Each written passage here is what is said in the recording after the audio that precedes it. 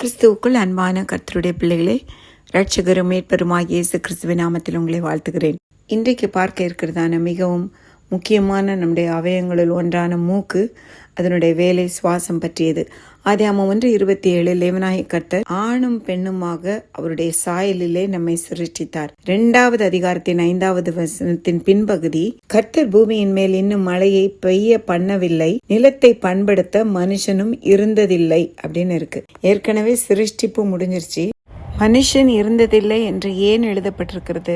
அது காரணம், அவனுக்குள்ளாய் ஜீவன் இல்லை. 2:7 தேவனாகிய கர்த்தர் மனுஷனையும் பூமியின் மண்ணினாலே உருவாக்கி ஜீவ சுவாசத்தை அவன் நாசியிலே ஊதினார், மனுஷன் ஜீவாத்துமாவானான்.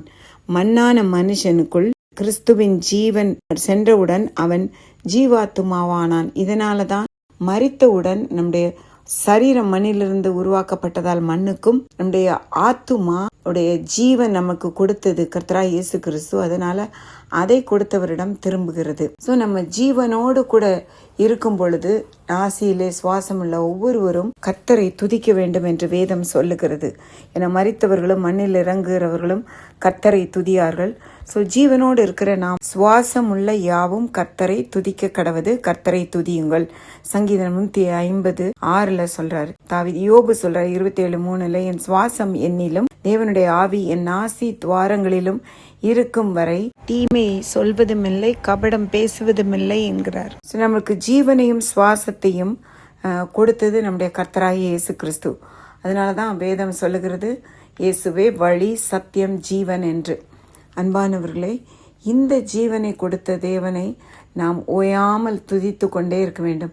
அவர் செய்தான நன்மைகள், கிருபைகளை ஒவ்வொன்றாய் நினைத்து. ஏனென்றால் நாம் துதிக்காமல் இருப்போமானால் நாம் மரித்தவர்களுக்கு சமமாய் இருப்போம். அதனால நம்ம கர்த்தரை ஓயாது துதித்து கொண்டே இருக்க வேண்டும். கொரோனா காலத்துல நீங்க பார்த்திருப்பீங்க, எல்லா பீப்புளும் கொரோனாவால் அஃபெக்ட் ஆனவங்க எல்லாரும் ஆக்சிஜன் சிலிண்டருக்காக அலைஞ்சாங்க.